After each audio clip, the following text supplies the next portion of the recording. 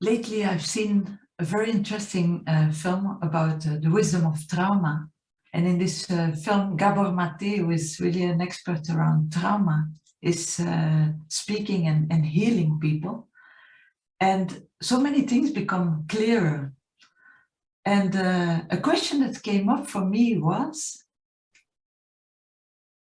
what responsibility do we have towards ourselves and our relationships, the people around us, to deeply understand and heal our smaller and bigger traumas? Yeah, this is really a very deep question, because I think almost all of us go through some kind of traumas in our life. There is hardly any human being who might not have experienced some sense of trauma, some sense of deep hurt. And as we look into ourselves, into our lives, into our consciousness, it feels like that the way we live is a series of hurts, is a series of traumas. And these traumas, I feel, is not simply a physical abuse.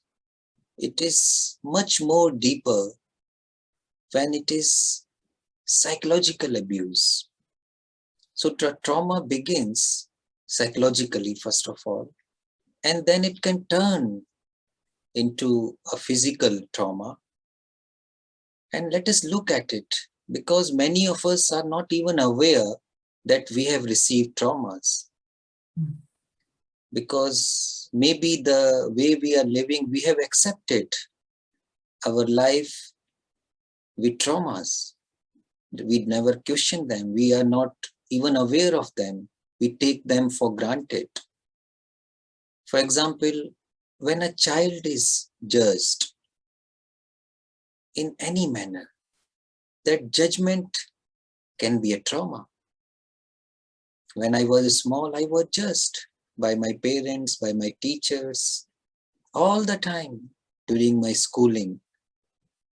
That becomes a kind of a trauma, because you are all the time being categorized, framed to be something else. You have to become something else. You have to become like that person, like that boy or girl. And this brings hurt, because you are not accepted as you are. It's a violation of human dignity when you are not accepted, when you are not seen, recognized as you are, the beauty of it, the being of it. So this judgment, this comparison is a beginning of trauma. It's a beginning of hurt. When we are assessed on the basis of some criteria fixed by society, it brings some kind of trauma. As long as we are being praised, we are being judged positively, we never question it. But the positive and negative, they are contained in each other. They go together. If somebody is praising me today, and I should be prepared that, maybe tomorrow there will be just an opposite of it. But by that time, I might have depended so much on this positive feedback that it will be difficult to face the negative feedback. So my question is, why we have created a society which depends on this reward and punishment, which depends on fear. Our whole education system is based on fear. Our careers are shaped on fear. So it's a kind of going through a trauma all the time. People around me, including myself, I am judging others and others are judging me, whether positively or negatively. So we are all the time living under this burden of fear, the burden of judgment, the burden of comparison, the burden to become something in the future, to show to the world. All this is trauma. I feel the way human consciousness has been operating, has been evolving, it is a kind of a trauma, a deep trauma. So first of all, we have to recognize it, see it, and see the danger of it, the destructiveness of it. Then there is a possibility of coming out of it. Yeah. Also, I think we have this responsibility towards people around us and to perhaps next generations. If we don't see it, we will almost automatically do exactly the same. Yes, absolutely. Even when we feel this pain, but what is it? We feel this pain, we run away from it, we don't stay with it. And in running away from it, finally we do the same to other people. Yes. It is a great responsibility to be a human being, to be a parent, to be a teacher. And if we are not awake to this responsibility, then we are lost in a false world, a world created by my imaginations, by my past. So, what does this responsibility mean?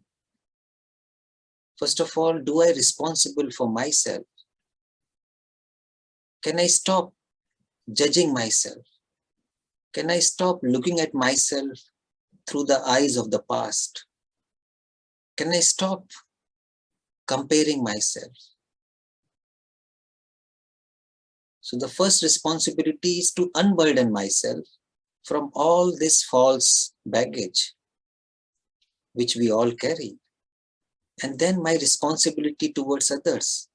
If I fulfill my responsibility towards myself, then I can fulfill my responsibility to others. Then I can share this sense of lightness, this sense of joy and beauty in living.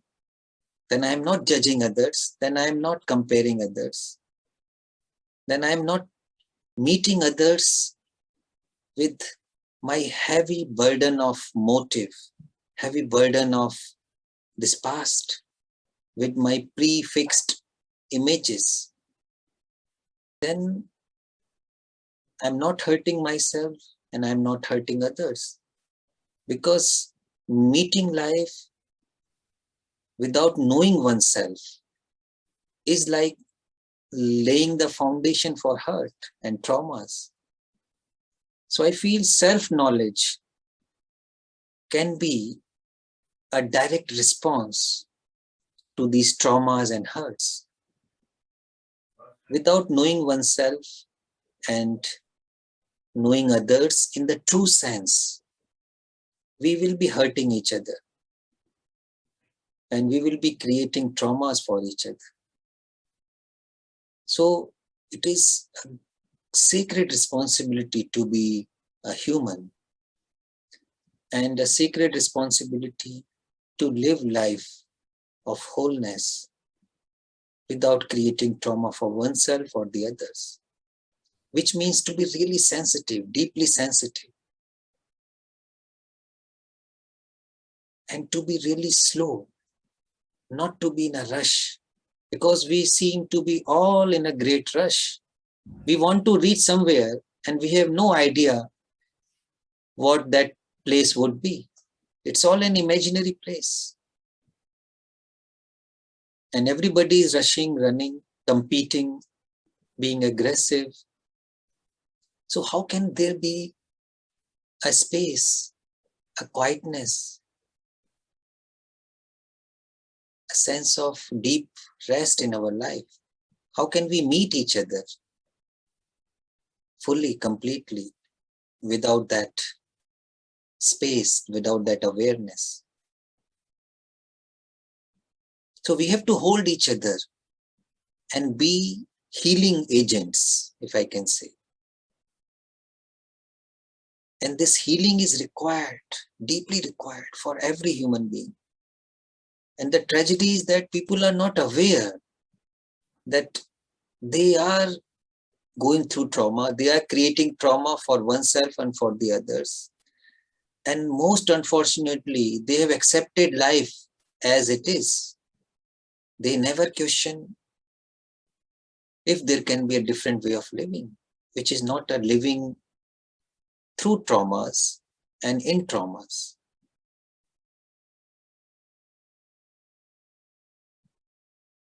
So healing is essential for all of us. And life, nature is always ready to heal us, but are we open to that? Are we listening to that? Do we see the great importance of it? To share this deep healing, to share this deep love. Love is the only response to trauma. To ask, what is love? If I am really loving oneself and loving others without creating any separation. So without love, there can be no healing. This healing all through life is so important. Yeah, often we think we have to continue the way we are living, but what you said, like, life is ready to heal us. Life is there to heal us.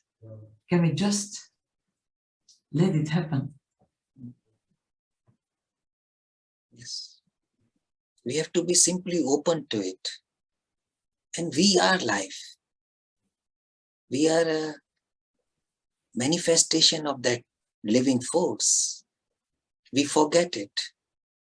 There is no separation in life, in any expression of life. And do we respect that? Do we honor it? This great gift of life. Yeah. And hold each other's hands in our relationships. Then our relationships become a healing process, a transformative process, when we are not taking each other for granted. Then every day, every moment of life is sacred, is so important. Just to be without trying to become anything. To see oneself and others from the eyes of innocence, the eyes of wonder, the eyes of love and compassion. We just need to hold each other, to support each other. Simplicity is the essence of life. Can we be simple? Can we be honest, sincere in our living, and learn to watch ourselves, learn to listen to ourselves without any barrier, without any guilt, without any shame, without any judgment? Then our relationship are a process of healing.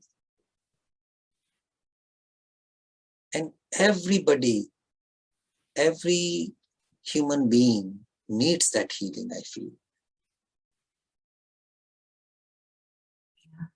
You spoke about slowness. Yeah. And how important is this slowness in the whole process? To be really at ease and allowing things to unfold organically in a very natural manner. because we cannot force anything.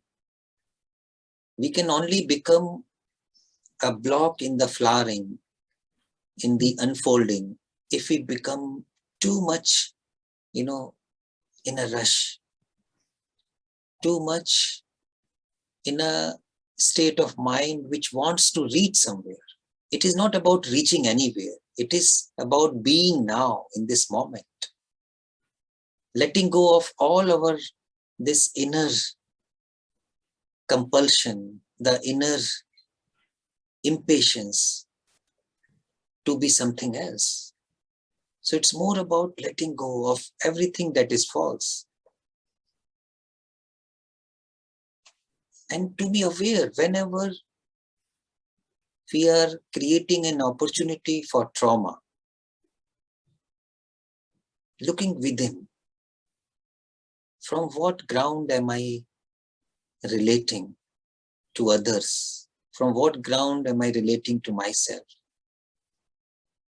If there is no truth in the ground, if there is no silence in the ground, then it becomes a process of hurting each other. So it requires intense awareness, intense attention in living now, and not all the time riding on the horse of becoming something, horse of, flying somewhere which does not exist actually. So let us create a healing space for everyone, a space of deep support, a space of deep being together, and letting go of all these false divisions, separations.